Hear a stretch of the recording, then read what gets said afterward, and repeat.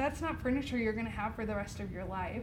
Like thinking about what are you going to do with that twin bed or that rickety table or that dresser. We know that a lot of students dump that Facebook Marketplace. So one thing that I really learned is this idea and this concept that we are more expensive is not true. We just need to market ourselves better of like what is the actual cost of living off campus. I told Mel when I first saw this, I'm like, every faculty member, staff member needs to see this because this is that's not even what was in my head. I mean, it's amazing once you really stack everything up and you're not even hitting everything there. I mean, my friends pay $30 every time it snows.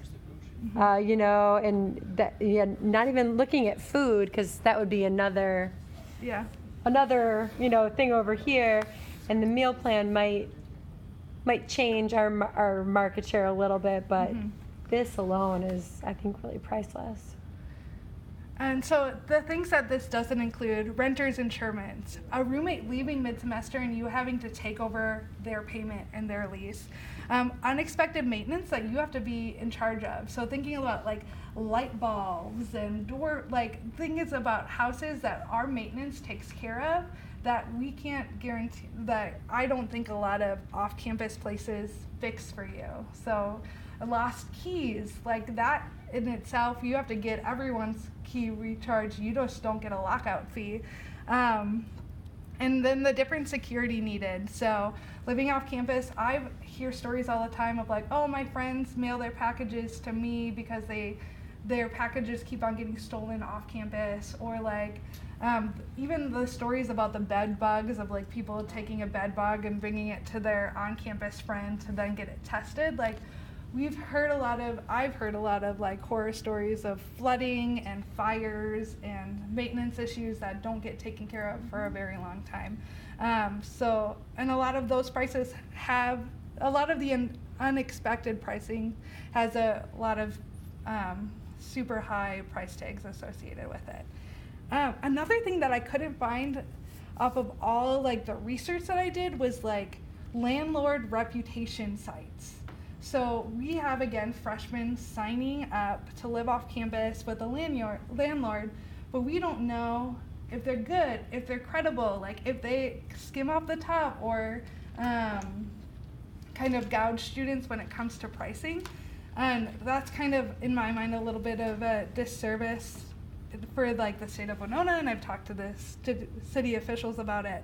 One article that I found, which came out, it was my first year here, so 2 years ago, by the Winonan, was the Students versus Landlords, a never-ending battle. And so this was the tagline: cockroaches, falling ceilings, and trees in your foyer. Chances are, as a college student, you have endured a bad college housing experience. And in the end, they talked about, when wenching for the first time, many college students sign a lease without knowing their tenant's rights.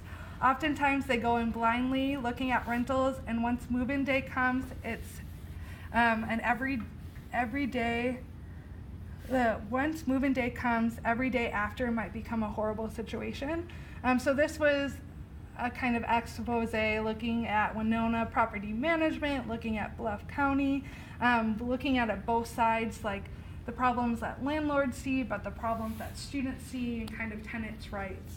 But the idea that, again, a lease is a legal document, and ways that we can better support them on campus when it comes to their GPA, their retention, their overall success is something that we need to start pushing and promoting, specifically for that sophomore student, that unsure student of not knowing what to do next. So that was a lot of information. That's great. I even took out stuff about pricing and other decision-making strategies. But here are kind of like a couple things that I wanted to look at, some things that I want to talk with Candace and Kendra on. But first of all, so again, looking at getting some of that data of surveying off-campus students of what their experiences are, if they like it, that we can generally compare to our Sky Factor or our housing survey to see, like, are people off campus, like happy off campus? What are the experiences that they're missing out Looking at the ability to choose a block plan if you're an upperclassman living on main campus, I think could be huge in terms of our retention.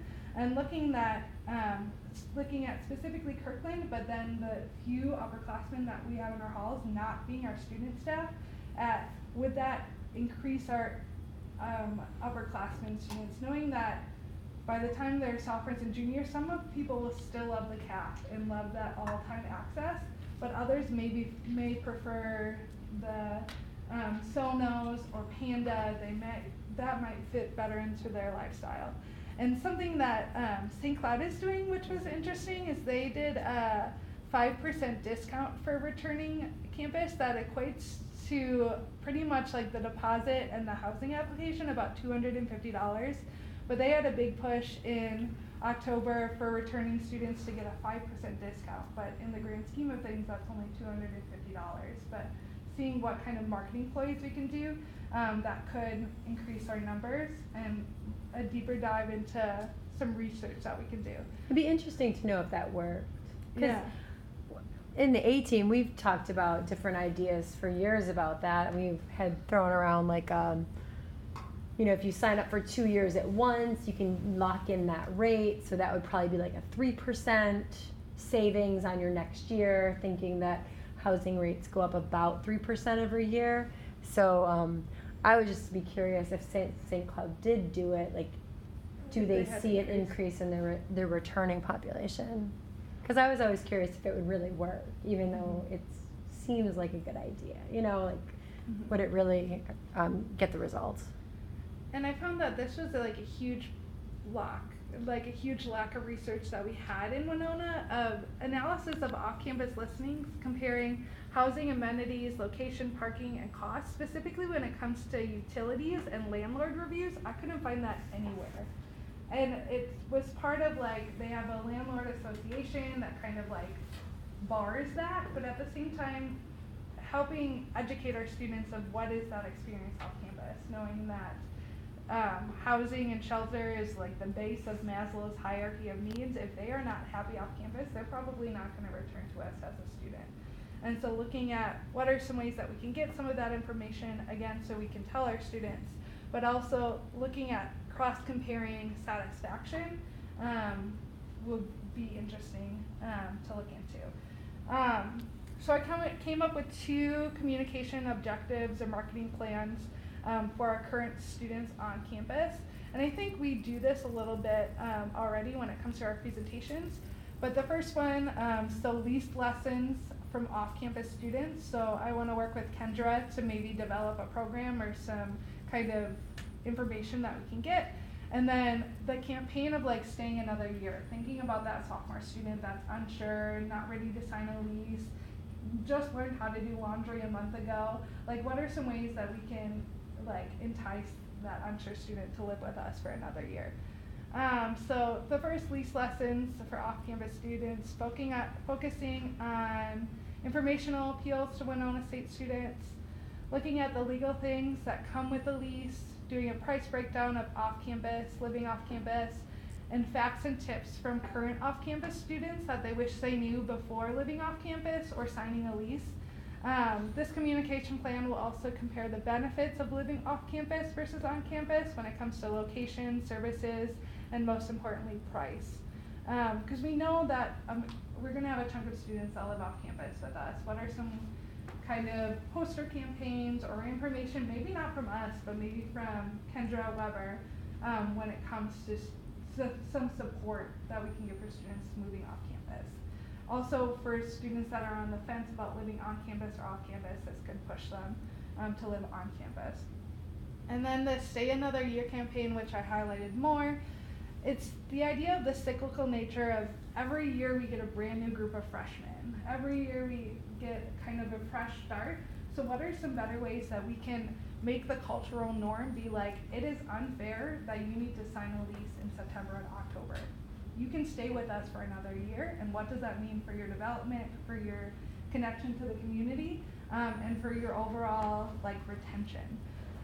So focus on the transformal appeals of things that you can learn your second year, ways you can grow your second year, highlight Winona state-specific numbers when it comes to GPAs, student support for sophomores, success rates of sophomore students for living on campus versus off campus, highlighting what I have tokened like the hidden gems on campus, specifically that would be really cool for upperclassmen to live in that we don't want freshmen to live in. So like, I keep on picking on the quad, but like the apartment and suite styles, the annex, and the quad, that wouldn't be great for freshmen, but would be awesome for sophomore students to live in.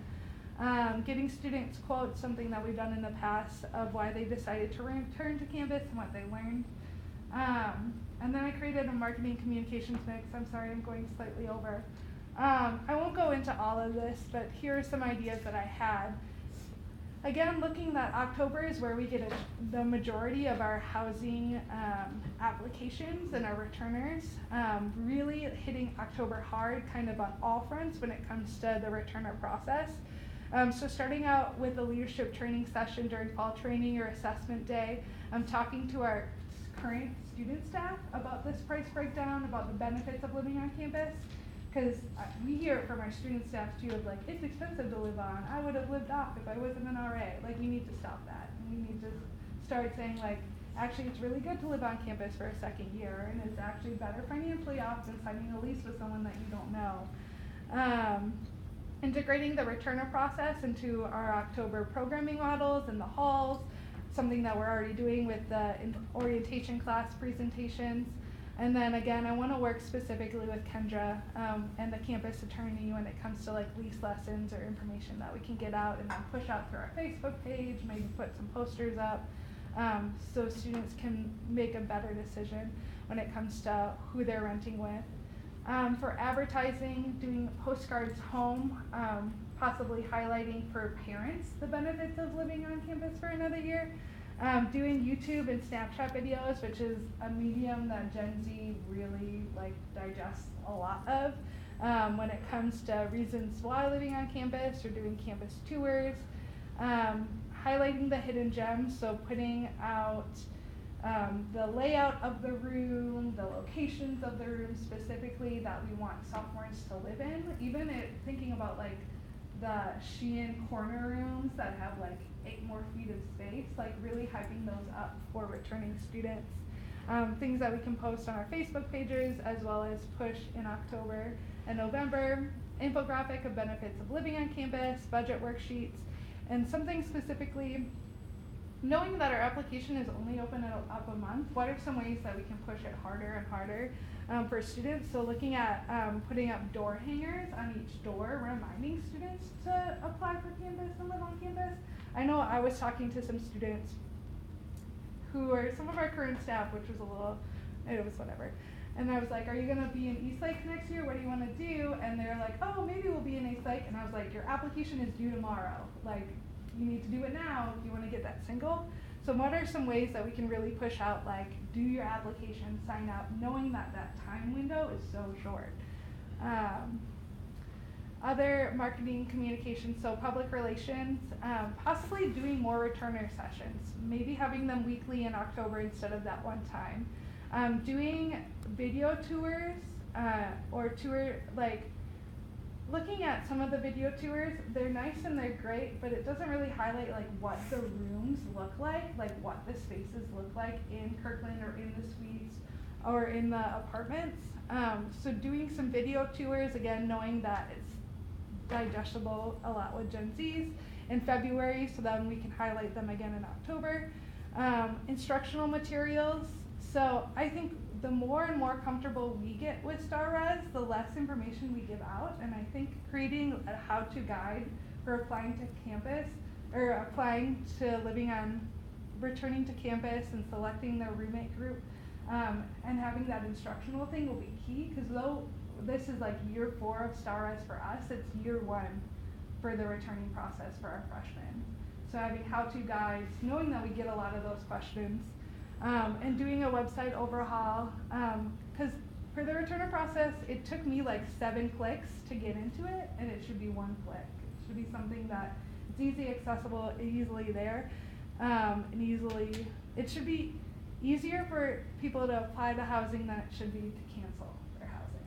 So what are some ways one-click stops, some how-to guides for applying to housing that could increase our numbers, corporate branding, the return on campus signage. No, there's already a how-to guide for returners for applying to housing. I know I haven't gotten it. Candace has made one. You may be able to ask Candace for it, cause I know that And so if there's one video out there, guides. There's video guides too. yeah, so we need to be pushing that on all of our Facebook page. That needs to be all over the place, because I know I've helped a lot of students for applying to Eastlake, and digging through that information every year is hard. So having it being very transparent and very simple will be key. And that's all I have.